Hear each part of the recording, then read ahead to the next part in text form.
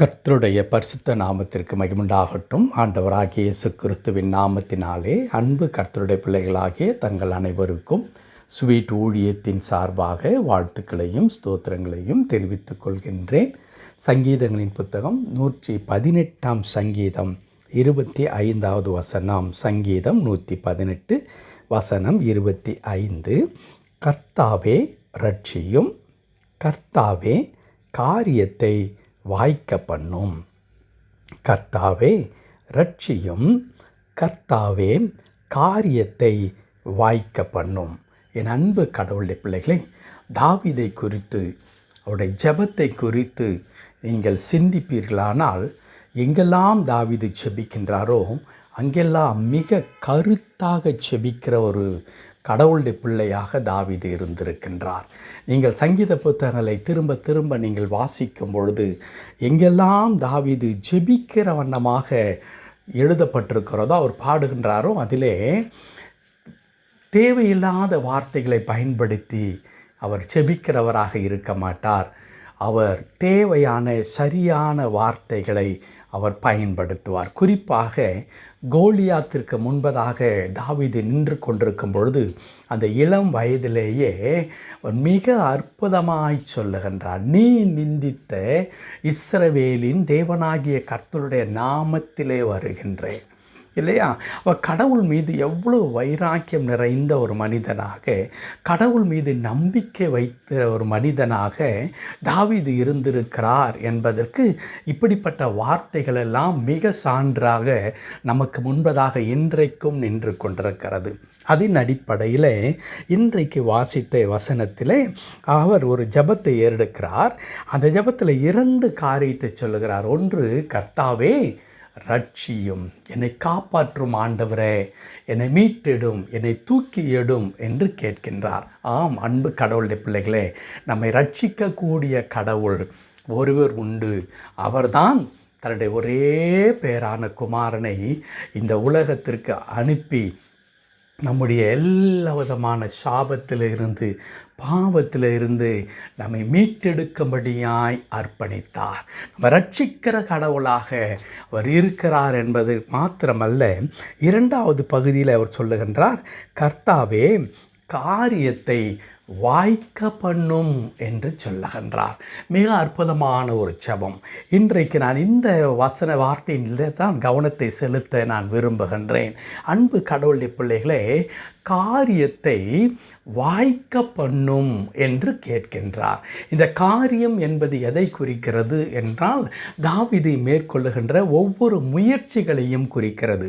அது போராக இருக்கலாம், குடும்பத்தின் காரியங்களாக இருக்கலாம், அவருடைய ராஜ்யத்திற்குள்ளாக இருக்கின்ற அல்லது பிரச்சனைகளை ஹேண்டில் பண்ணுகிறதான காரியம் எது வேண்டுமென்றாலும் இருக்கலாம். அதை தான் இங்கே அவர் குறிப்பிடுகிறார். ஆனால் அந்த காரியங்களை எல்லாம் வெற்றி பெற செய்வது. இங்கே வாய்க்க பண்ணும் என்று சொன்னால் மேக் இட் சக்ஸஸ்ஃபுல் என்று அர்த்தம் உடைய வார்த்தை அது. ஆண்டவரே, அதை வெற்றி நிறைந்ததாக எனக்கு மாக்கித்தாரும். வெற்றி நிறைந்ததாக. நான் இன்னொரு வார்த்தையில் நான் சொல்லுவேனானால், தாவீது இங்கே என்ன சொல்ல முற்படுகிறார் என்றால், ஆண்டவரே, நான் எடுக்கிற ஒவ்வொரு முயற்சிகளையும் எனக்கு வெற்றி நிறைந்த முயற்சியாக நீர் மாற்றித்தாரும் என்று ஜெபிக்கிற ஒரு அழகான ஒரு ஜெபம். அதை தான் இங்கே காரியத்தை வாய்க்க பண்ணும் என்று எழுதியிருக்கிறது. என் அன்பு கடவுளுடைய பிள்ளைகளே, தாவீது போர் செய்கிற இடமாக இருந்தாலும், தன்னுடைய ராஜ்யத்தை அவர் பரிபாலனை செய்கிற இடமாயிருந்தாலும், தன் குடும்பத்தின் காரியங்களாயிருந்தாலும், தன் வாழ்க்கையின் தேவைகளாயிருந்தாலும், எல்லாவற்றிலும் கடவுளை சார்ந்து, கடவுள் மட்டும்தான் எனக்கு ஜெயத்தை கொடுக்க முடியும், என்னுடைய திறமை, என்னுடைய ஞானம், என்னுடைய அறிவு, என்னுடைய பராக்கிரமம் ஒன்றுத்திற்கும் உதவாது, கடவுள் எனக்கு அனுகிரகம் செய்யாத பட்சத்தில் என்பதை மிக தெளிவாக அறிந்தவராகத்தான் இந்த ஜெபத்தை ஏறெடுக்கிறார். கர்த்தாவே காரியத்தை வாய்க்க பண்ணும் என்று சொல்லி. நீதிமொழிகளில் ஒரு அழகான வார்த்தை இருக்கிறது. குதிரை யுத்த நாளுக்கு ஆயத்தமாயிருக்கும், ஜெயமோ கர்த்தரால் வரும். அன்பு கடவுளுடைய பிள்ளைகளே, நாம் முயற்சிக்கிறோம், பிரயாசம் எடுக்கின்றோம், ஓடுகின்றோம், பல காரியங்களை செய்கிறோம். ஆனால் வெற்றி வர வேண்டுமென்றால், ஜெயம் வர வேண்டுமென்றால் அது யார் மூலமாகத்தான் வர வேண்டும்? கர்த்தர் மூலமாய், கடவுள் மூலமாகத்தான் ஜெயம் வர வேண்டும். இதை மிகவும் அழகாக புரிந்து வைத்திருக்கின்ற தாவீது, ஆண்டவரே நான் முயற்சிக்கிறேன் ஆண்டவரே, ஆனால் என் முயற்சியை திருவினையாக்க வேண்டியது நீர்தான் ஆண்டவரே. ஆகையால் என் முயற்சியை நீர் வெற்றியாய் எனக்கு நீர் மாற்றித்தாரும். நான் படுகிற கஷ்டமெல்லாம் விருதாவாக போய்விடக்கூடாது.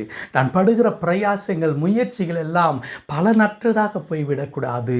ஆகவே ஆண்டவரே, நீர் எனக்கு கிருபை பாராட்டி என்னுடைய முயற்சிகளை எல்லாம் நீர் எனக்கு வெற்றியாய் மாற்றித்தாரும் என்று கேட்கின்றார். அன்பு கடவுளுடைய பிள்ளைகளே, தாவீதே அப்படி ஜெபிக்க கூடுமானால் இன்றைக்கு நீங்களும் நானும் எவ்வளவு கருத்தாக இந்த வார்த்தையை சொல்லி நாம் ஜெபிக்க வேண்டியவர்களாக நாம் இருக்கிறோம். நாம் எடுக்கிற ஒவ்வொரு முயற்சிகளிலே நான் தாவீதை குறித்து சொன்ன வண்ணமாகவே, ஒருவேளை நீங்களும் நானும் நம்முடைய வீட்டில் எடுத்துக்கொள்ளுகிற எந்த முயற்சிகள், பிள்ளைகளை குறித்ததான முயற்சியாக இருக்கலாம், நம்முடைய வியாபாரத்தை குறித்ததான முயற்சியாக இருக்கலாம், நமக்கு இருக்கிறதான பண நெருக்கடிகளை குறித்ததான முயற்சியாக இருக்கலாம், இன்னும் நம்முடைய தனிப்பட்ட வாழ்க்கையின் தேவைகளை குறித்து எடுக்கின்ற முயற்சிகள் எது வேண்டுமென்றாலும் இருக்கலாம்.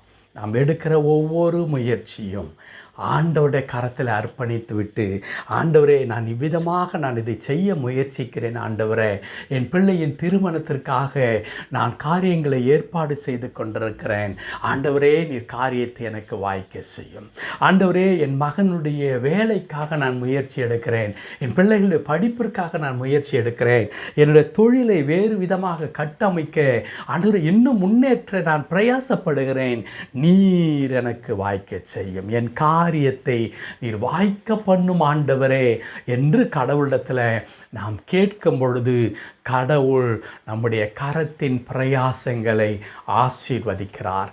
நம்முடைய முயற்சியின் மீது ஒரு கடவுளுடைய ஆசீர்வாதம் நிழலிடுமானால் அது வெற்றியை எளிதாக நமக்கு ஈட்டி தருகின்ற ஒன்றாக இருக்கிறது. ஆகவே அன்பு கடவுளுடைய பிள்ளைகளே, தாவீதை போல நீங்கள் ஒவ்வொரு முயற்சிகளையும் மேற்கொள்வதற்கு முன்பதாக ஆண்டவரிடத்தில் சொல்லுங்கள், ஆண்டவரே என் காரியத்தை நீர் வாய்க்க பண்ணும் சுவாமி, நீர் என் காரியத்தை வாய்க்க பண்ணும் என்று அர்ப்பணிக்கும் பொழுது கர்த்தர் நம்முடைய எந்த பிரயாசத்தையும் ஆசீர்வதிப்பதற்கு அவர் போதுமானவராக இருக்கிறார். ஒருவேளை இந்த ஆண்டுடைய கடைசி மாதத்தில் நாம் வந்திருக்கின்றோம். இன்னும் இந்த ஆண்டில் நாம் முடித்து விட வேண்டும், நாம் சாதித்து விட வேண்டும், செய்துவிட வேண்டும் என்று எண்ணி பல முயற்சிகளை நீங்கள் மேற்கொண்டிருக்கலாம். இந்த ஆண்டு வரையிலும் அது கைகூடி வராமல் இருக்கலாம். இப்பொழுது நீங்கள் அந்த காரியத்தை தொடங்கும் பொழுது, செய்ய முயற்சிக்கும் பொழுது ஆண்டவரிடத்தில் ஒப்பு கொடுத்து செபியுங்கள். ஆண்டவரே, இந்த ஓராண்டு காலமாக நான் பிரயாசம் எடுத்து கொண்டிருக்கிறேன், ஒன்றும் அகப்படவில்லை ஆண்டவரே, இப்பொழுது என் காரியத்தை நீர் வாய்க்க பண்ணும். சீஷர்கள் முழுவதும் பிரயாசப்பட்டார்கள், ஒன்றும் கிடைக்கவில்லை. இயேசு கிறிஸ்து வந்து சொல்லுகிறார், நீங்கள் படவிற்கு வலது புறத்திலே வலையை போடுங்கள். அப்படியே போட்டார்கள். படவு நிரம்பத்தக்கதாய், வலை கிழியத்தக்கதாய் மீன்களை பிடித்தார்கள் அல்லவா? இரவு முழுவதும் பட்ட பிரயாசம்தான். ஆனால் ஆண்டவர் சொன்னபடி அவர்கள் செய்யும் பொழுது இதுவரையிலும் இல்லாத மீனை அவர்கள் ஒரே ஒரு முயற்சியில் அவர்கள் பெற்றார்கள் அல்லவா? அன்பு கடவுளுடைய பிள்ளைகளே, அதே வண்ணமாய் ஒருவேளை இந்த 11 மாதங்கள் நீங்கள் முயற்சித்திருந்திருக்கலாம், பல வருடங்களாக நீ முயற்சித்திருந்திருக்கலாம். என் கம்பெனியின் காரியங்களில் மாற்றங்கள் வர வேண்டும், முன்னேற்றங்கள் வர வேண்டும், என் தொழிலிலே வளர்ச்சி வர வேண்டும், என் குடும்பத்தில் மாற்றங்கள் வர வேண்டும், என் பிள்ளைகளுக்குள்ளாய் சமாதானம் வர வேண்டும் என்று நீங்கள் எடுக்கிற எந்த முயற்சியும் இதுவரையிலும் அப்படியே எந்த மாற்றமில்லாமல் பிரச்சனை தொடர்ந்து கொண்டே இருப்பதைப் போல காணப்படலாம். இன்றைக்கு சொல்லுங்கள், ஆண்டவரே நான் எடுக்கிற இந்த முயற்சியில் உம்மை நான் சார்ந்து கொள்ளுகிறேன், உம்மை நான் நம்புகிறேன், கர்த்தாவே நீர் காரியத்தை வாய்க்க பண்ணும் என்று சொல்லுங்கள். நிச்சயமாய் கர்த்தர் உங்களுக்கு அதை வெற்றி உள்ளதாய் மாற்றி தருவார். கர்த்தர் தாமே எல்லா பிரயாசங்களையும் பொறுப்படுத்து ஆசீர்வாதத்தினால் நிரப்பி உங்களை தொடர்ந்து வழி நடத்துவாராக. ஆமேன், ஆமேன்.